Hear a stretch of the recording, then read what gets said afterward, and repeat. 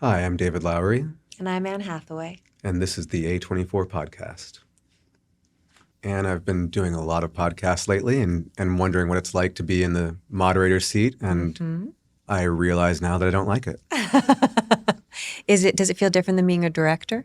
I feel I can get away with just, you've experienced this on set when I just unleash a slew of words that don't necessarily make sense, but hopefully convey the emotion of what I'm trying to ask for. And I feel like I can't get away with that behind the microphone right now. Well, one of the things that I've experienced when I find that I'm in like my favorite kind of deep collaboration with the director is we kind of get to a place where you don't have to say anything. I can feel when I'm acting how they feel about a take, and then they'll come out from behind the monitor and just kind of give me a look, and I like raise my hand, or they'll come over and put their head against my head, and I feel like I'm downloaded. Mm-hmm. And anyway, all this is to say that doesn't work in a podcast. It doesn't work in podcasts. You and I just touch heads for half an hour. Exactly. And everyone's cool. Like, well. Yeah, it sounds like an experience. But I felt that that was kind of our thing on this one. I felt like you and Michaela connected over the power of the words, you both being writers.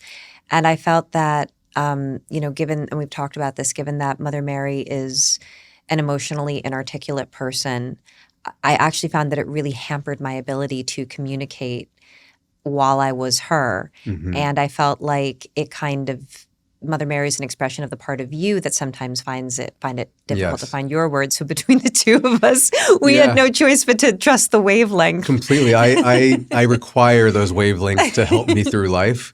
I wish I could speak the way Sam does. And in writing that part and then witnessing the way Michaela played it, I was living a fantasy life in which I could say exactly the right thing at exactly the right moment. But you can write the things. I can write it. And if I was able to type this podcast out, it would be far more eloquent. I would have a lot of fun typing a podcast out with you. It would be a different format. Wouldn't that be neat to just sit here and just type, and the text could play out, and again, we'd be channeling an interesting wavelength that would be, what is interesting is I have been going back through old drafts of the script. I was looking for the very first one from 2019. I found when I started writing during COVID, and for some reason in this version, it was because I was going to the Faroe Islands for a different project. But I was like, what if Sam's house is in the Faroe Islands? I was very inspired by that landscape. But I don't know if it was because we were all wearing masks, or it must have been. But I decided that in this iteration of the screenplay, Sam's house had a vow of silence.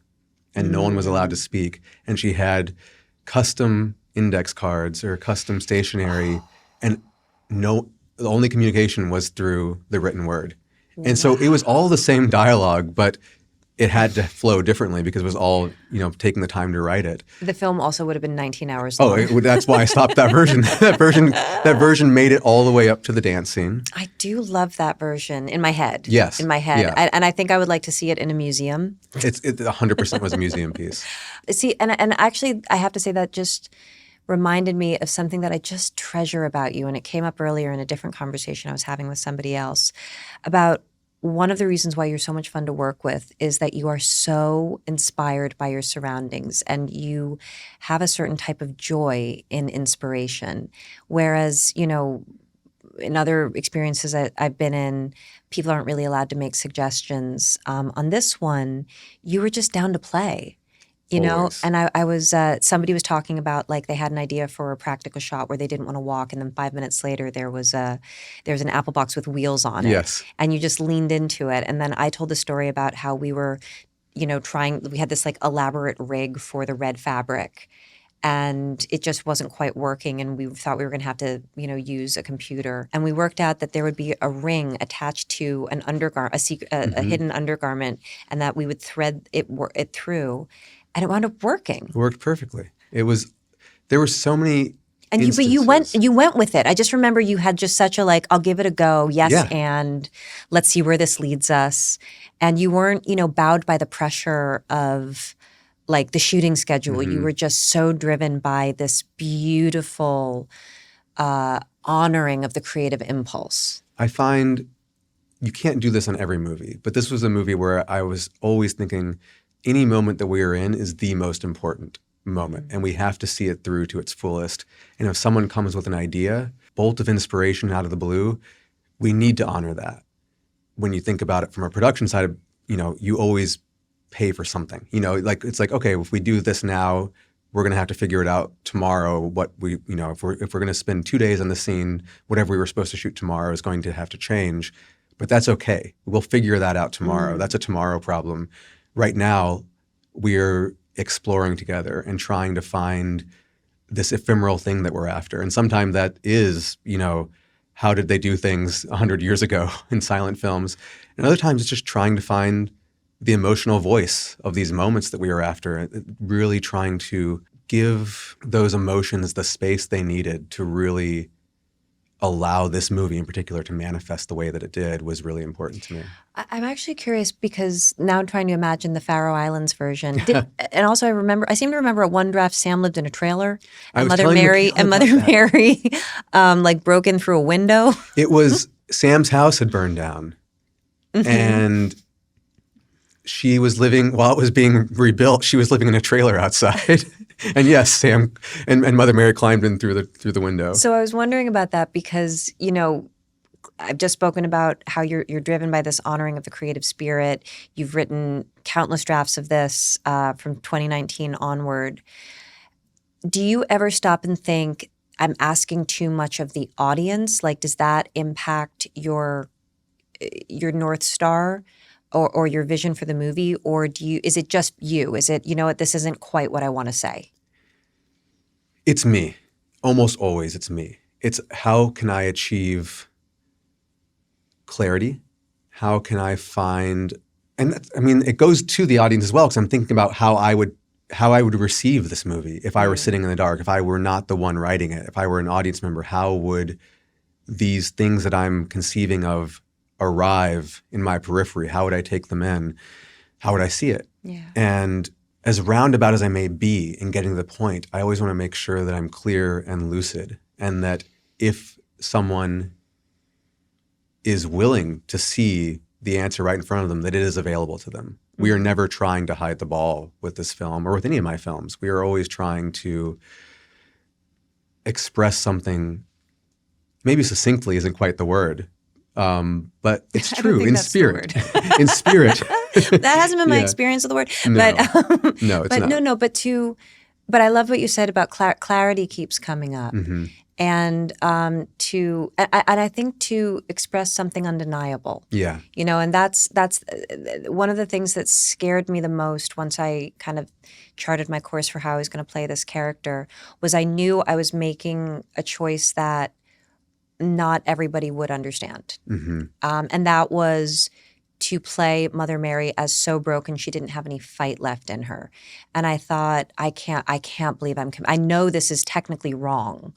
Like this is a wrong film choice to make. Like this is a two-hander. I've got to have more bounce, more fight, more spit, more vinegar, more all these things. But it felt like such a betrayal of where the character's actually at. Yeah. And it was so scary to trust that the audience was going to have to wait over an hour into the movie before they understood what was really going on with her, and that what they have seen will actually drop to another level and it will be earned. But it was really hard believing that the audience would grace her what they needed to grace her. And I just knew that I would be asking the audience to watch Mother Mary kind of just get annihilated by Sam for the first 45 minutes of the movie. And thank goodness for Michaela Cole, who made it so entertaining.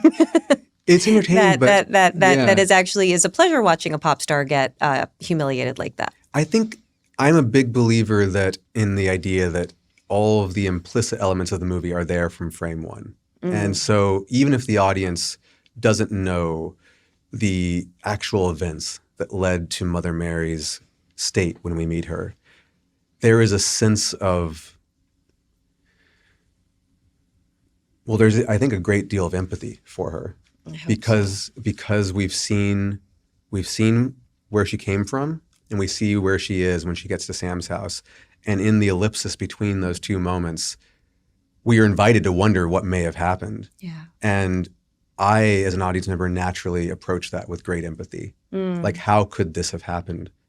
And I think that you were I remember watching you walk up the stairs in the barn the first time and I realized how that was going to play once we understood why what happened, but also just seeing that by itself was heartbreaking. Just seeing this person that again, I'm projecting on set right now, but like when I'm there watching that happen, knowing that we'll have 20 minutes earlier seen you on stage, an utter rock star, I naturally gravitate towards, yes, questions, but also a tremendous amount of just sorrow that she has found herself in this place. Yeah. And curiosity comes second. Curiosity about what that actually was is secondary to the empathy. I think that what I'm connecting to is just the fear of not making the easy choice that would have sort of let some of the tension for the audience and said, like, this is familiar. Like, yes, you're watching two people, these two women engage in gamesmanship, but that would have felt like a betrayal of the screenplay to me because you didn't write a game. Mother Mary's not playing a game. She's fighting for her life. And she's past the point of mounting any kind of defense or offense. She's just kind of like, she's just so storm-tossed, you know? And so I guess what I'm getting at is I had such faith in your artistry and like your vision and that you were going to bring the whole thing home that I was able to take that leap. That felt very scary for me to not, like I said, to not make the choice that I know would have put a lot of people, or what I imagine a lot of audience members at ease. We weren't making like a series of like little moments. We were making a whole film. Yeah. I remember writing the screenplay and realizing like I could end the film at a certain point, and that would yield a movie that would be very enjoyable, in which we could engage in that rat-a-tat-tat banter, that the potential is there for that. But I wanted to push further, and I wanted the movie to dig deeper. And as a result, the potential for that it's always there, but that's not what the movie's about. Yeah. And the great joy of this movie was that we knew that we were heading towards something deeper. And every time that it felt like it might veer in that direction, we could enjoy it when it did. There's some moments in the movie where I just am in just utter heaven watching you and Michaela go back and forth when the rhythm picks up. But that's not this movie. It's inclusive of that, but it's going so much further than that. And I remember the moment very clearly when I was writing it and just thinking like, I'm writing what could be the ending of the movie right now. And I don't want to spoil it for people who haven't seen it, but Michaela I turned that into a monologue that Michaela gives, and realizing this is not the ending, this is the midpoint. I have a question because I've spoken to you about how I've felt transformed by this experience as a person, as a performer, as a collaborator and an artist. I'm sure you find yourself transformed by all the films that you make, and so I'm curious, how precisely has Mother Mary transformed you? I think I might be able to give a better answer to that after I've made one more movie and seen the ways in which it's manifested. But it's made me much more considerate. Really? Yeah. I think that,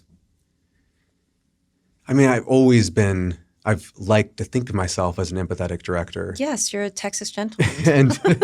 and yet I think there's a point, well, let me think of how to say this.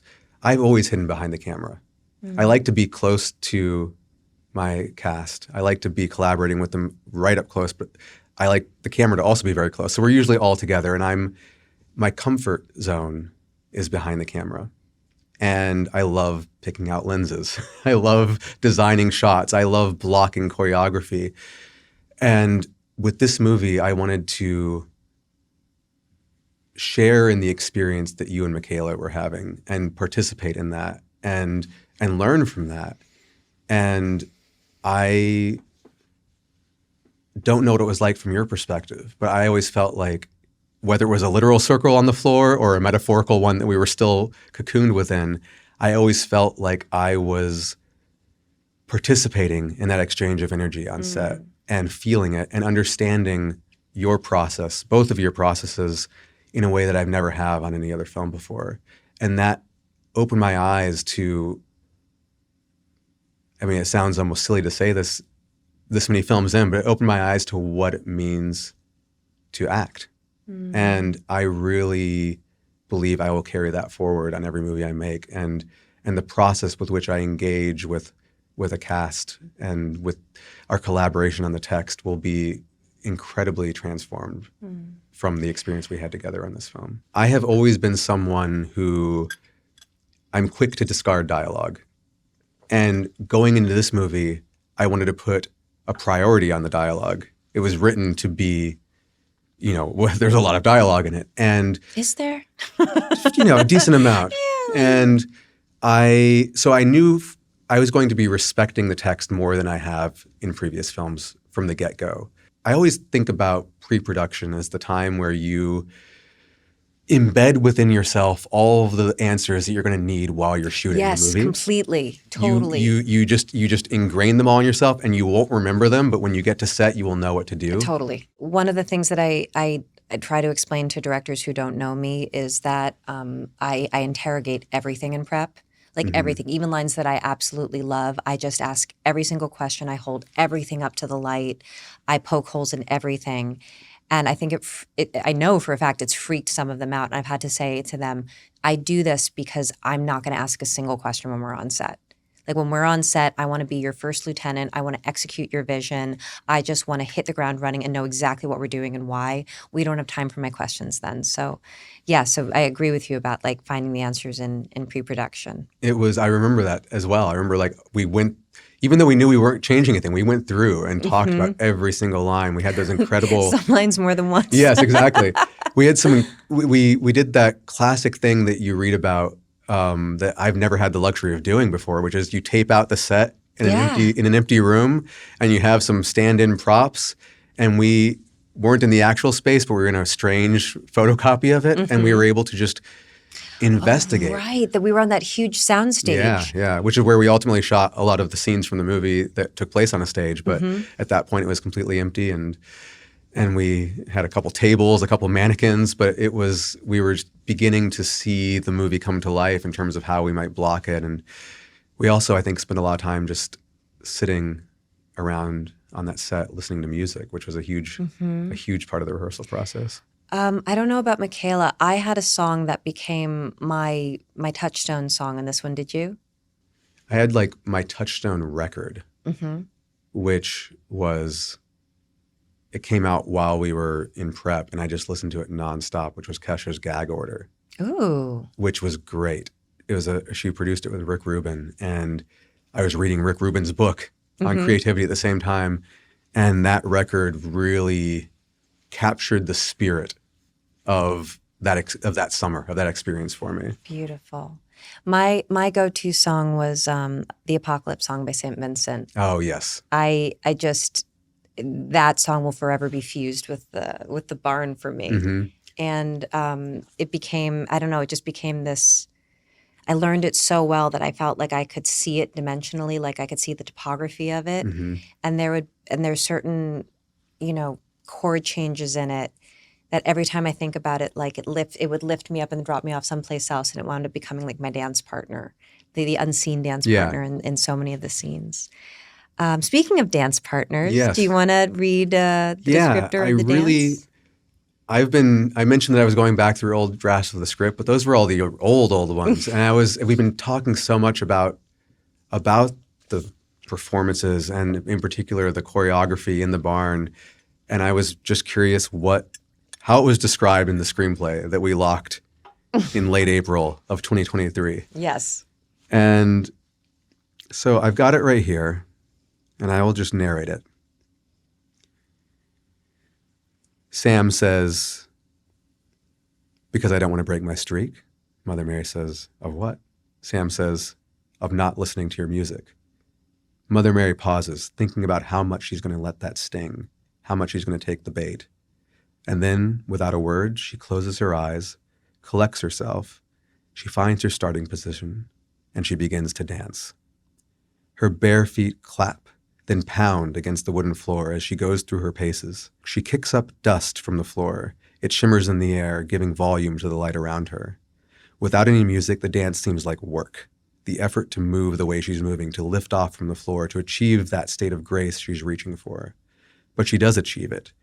Those thundering footsteps, the heavy breaths, they transform her.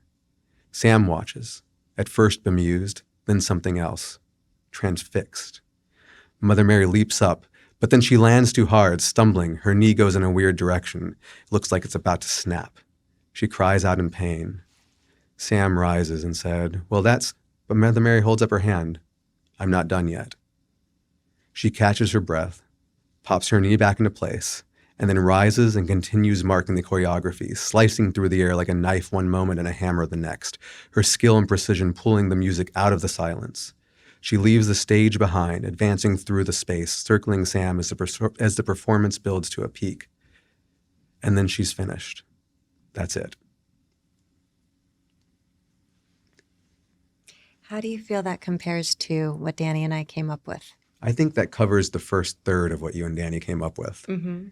And I love that. I love that we took what was on the page and used that as a jumping off point. And it's so fun to go back and look at that and realize, yes, that is a description of the scene in so many words of what happens, but the spirit that comes through, that is hinted at in that text, you and Danny really took that and ran with it. And I don't know, I mean, we read the script and knew that was going to be a centerpiece, but anyone else, I don't know if it would read that way. And yet when you watch the movie, that is the heart of the film. I think this film has many hearts. I feel like that to play a character that struggles with words, that dance became so important to hinting at what was going on inside of her. And one of the lines that you wrote, which is now in the now in the final film as "I can't eat, I can't heal." And I just remember thinking, somebody who's been kind of tortured by this feeling for years and is so decimated, who really can't, in a way, trust her own mouth. Like there's this, she can't trust the words that come out of it. She's afraid to speak. She's afraid of lying. She's afraid of what the truth might be. She's just, it's so bottled up. The only release she has is this dance, and dance was her first love.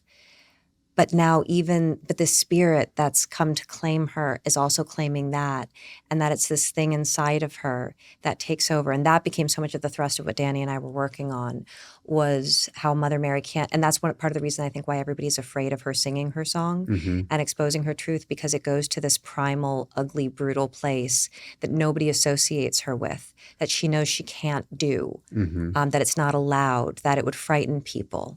It's dangerous. Yeah. And it's not her. And people would reject it and she would alarm people.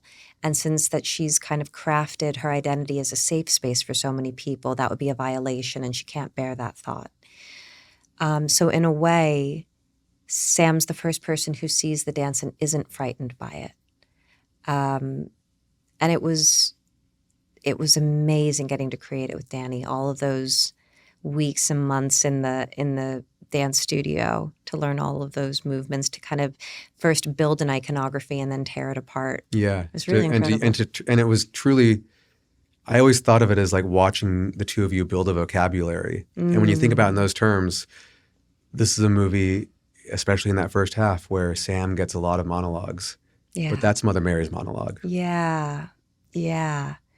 And then Mother Mary finally does get a monologue at the end, and you realize that she is an absolutely bereft soul. And that's what you're watching. And she's, like I said, she's not there to play games. She's not there to have fun.